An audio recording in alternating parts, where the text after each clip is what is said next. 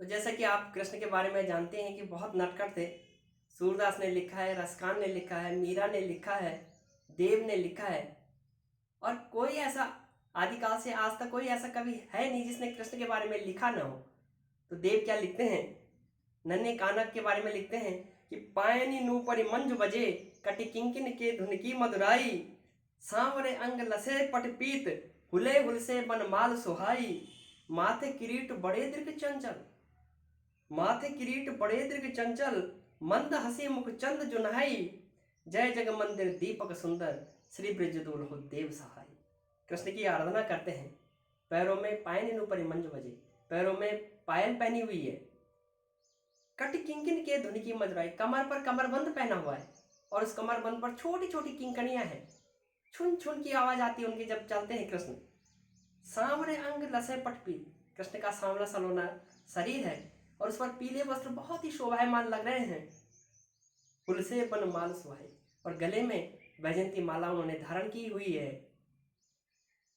माथे किरीट बड़े दीर्घ चंचल, सिर पर मुकुट पहना हुआ है। कृष्ण की बड़ी बड़ी आंखें हैं, बाल मृग जैसी आंखें हैं, बहुत नटखट है। और नटखट थे तो मुख पर हल्की सी शरारतपूर्ण एक मुस्कान है। मंद हंसी मुख चंद जुनाई, मुख पर ऐसी हंसी है कि उस हंसी की शोभा से चंद्रमा भी उसके आगे अपनी शोभा को खो देता है। जय जग मंदिर दीपक सुंदर, श्री ब्रज दुल्हो देव सहाय। देव कविदेव कहते हैं जय जय जग मंदिर, इस संसार रूपी मंदिर में जो कान्हा है, कृष्ण है, वो दीपक के समान है। श्री ब्रज दुल्हो देव सहाय। और आगे कहते हैं कि ब्रिज के दूल्हा है, वो प्रमुख व्यक्ति है। ऐसे कान्हा जो इस संसार रूपी मंदिर में दीपक के समान है, ब्रज के दूल्हे हैं, अर्थात ब्रज में सबसे प्रमुख हैं, वह मुझ पर अपनी कृपा करें, देव की सहायता करें, अर्थात देव पर अपनी कृपा जो है बनाए रखें। इस प्रकार से इस सवय में देव जो हैं वो कृष्ण की आराधना और आशीर्वाद के लिए मनोकामना करते हैं। अगले हम उनके कवित्व के बारे में पढ़ेंगे। वो अपने कवित्व में बसंत का बहुत ही रोचक ढंग से वर्णन करते हैं और बसंत को ऋतु नहीं मानते, बल्कि बसंत को कामदेव का पुत्र मानते हैं। और जिस प्रकार से एक छोटे बालक के नाज नखरे उठाने पड़ते हैं, उसी प्रकार कामदेव के पुत्र बसंत के बारे में कहते हैं। डार द्रुम पलना बिछौना नव पल्लन पल्लव के, सुमन झिंगुल सोए तन छवि भारी दे, पवन झुलाए के की कीर बतरावे देव, कोकिल हलावे हुलसार कर ताली दे, पूरित पराग सो उतारे कर राई नोन, पूरित पराग सो उतारे कर राई नोन, कंजकली नायिका लतान सिर सारी दे, मदन महीप जुक बालक बसंत ताई, मदन महीप जुक बालक बसंत ताई, प्रातः ही जगावत गुलाब चटकारी दे। जिस प्रकार से छोटे बालक का बहुत कोमल बिछौना होता है, बहुत मुलायम बिछौना होता है, क्योंकि बालक स्वयं में बहुत कोमल होता है, कपास की भांति मुलायम होता है, इसलिए उसका बिस्तर बहुत मुलायम होना आवश्यक है। तो यहाँ पर जो छोटा ये बालक है, इसका जो बिछौना है वो पत्तियों से बनाया गया है। कैसी पत्तियाँ? नव पल्लव की, बसंत के समय पर नई नई पत्तियाँ, कोमल पत्तियाँ जो पेड़ पौधों पर आती है, उसका इस बालक के लिए बिछौना बनाया गया है। सुमन झुंझुला सोए तन छवि बारी दे, और छोटे बालक को आप जानते हैं कि झूला बहुत पसंद होता है, और इस बालक का भी झूला किसका बनाया गया है? सुमन झुंझुला, फूलों का झूला बनाया गया है। तन छवि बारी दे, सुंदर फूलों का झूला बनाया गया है। पवन झुलाए के की कीर बतरावे दे, और कौन झुला रहा है उस झूले को? स्वयं हवा, बसंत के समय जो सुगंधित बयार है वो इस बालक के झूले को झुला रही है। के की कीर बतरावे दे, कोयल तोता ये सब अपने अपने मधुर आवाज से वातावरण को और भी अच्छा बना रहे हैं। कोकिल हलावे गुलसारे करे ताले दे, कोयल भी अपने मधुर कंठ से अपनी मधुरता उस वातावरण में घोल रही है।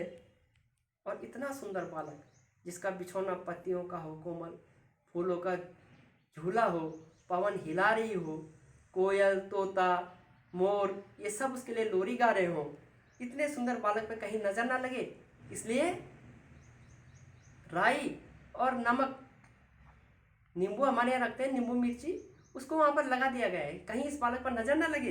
पूरी पराग सो उतारे कर राइनो, इस बालक की आरती उतारी गई है, कहीं ऐसे विलक्षण बालक पर किसी की नजर ना लगे। कंज का नाई का लता ने सिर सारी दे, और उसके कपड़े ऐसे हैं मानो किसी लता ने स्वयं उस पर अपने वस्त्रों का आवरण उस पर बना दिया गया हो। मदन महीप जो को बालक बसंतता है, ये जो बालक है ये कामदेव का बालक है। मदन महीप राजा कामदेव का बालक है और इसका नाम है बसंत। कामदेव का जो ये बसंत रूपी बालक है, प्रातः ही जगावत गुलाब चटिका लिए।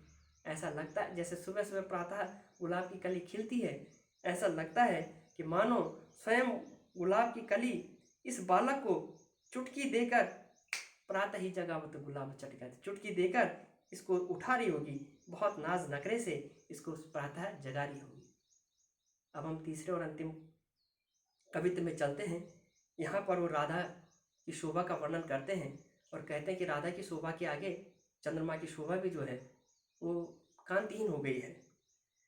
फट की सिलानी सो सुधार सुधा मंदिर, उदति उदधि सो अधिकाया उमंगे अमद, बाहर ते भीतर लो भीत न दिखाई देव, दूध को सो फेन लग फैलो आंगन फरस बंद, तारा सो तरुणी तामे ठाडी झिल मिली होती, मोतिनी की ज्योति मिलो मल्लिका को मकरंद, आरसी से अंबर में आभा को उजारी लागे, प्यारी राधिका को प्रतिबिंब सो लगत चंद। कवि कहते हैं कि चांदनी रात में धरती और आकाश कैसे दिखाई दे रहे हैं, इतना इतना श्वेत वातावरण है कि ऐसा लगता है कि मानो धरती पर दही का सागर एक बना दिया गया हो, या फिर ऐसा लगता है कि धरती एक आंगन हो और उस आंगन में दूध का फेन फैला हुआ हो। और स्फटिक शिलाएं जो है उसको हम बहुत साधारण भाषा में संगमरमर के पत्थर के जैसे कह सकते हैं। ऐसा लग रहा है कि उस पर दूध का फेन फैला दिया गया हो और उस पर तारों की शोभा ऐसे ही लग रही है जैसे किसी नायिका ने गहने पहने हो, आभूषण पहने हो, और उन आभूषणों में मकरंद की कल्पना कवि देव करते हैं।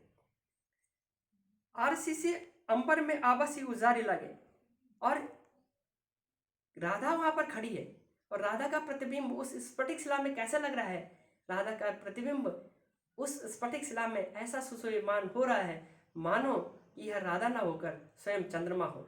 गौर करने की यहाँ पर बात है, यहाँ पर कवि ने ये नहीं कहा कि राधा चंद्रमा के समान सुशोभित हो रही है, ऐसा नहीं कहा, बल्कि ये कहा है कि राधा का प्रतिबिंब ऐसा सुशोभित हो रहा हो कि मानो यह चंद्रमा हो। इस प्रकार राधा के सौंदर्य को चंद्रमा के सौंदर्य से बढ़कर दिखाया गया है। इस प्रकार से हमने कवि देव के सवैया और कवित्व पढ़े। कक्षा 10 के विद्यार्थियों के लिए बहुत ही महत्वपूर्ण है, सीबीएसई के विद्यार्थियों के लिए।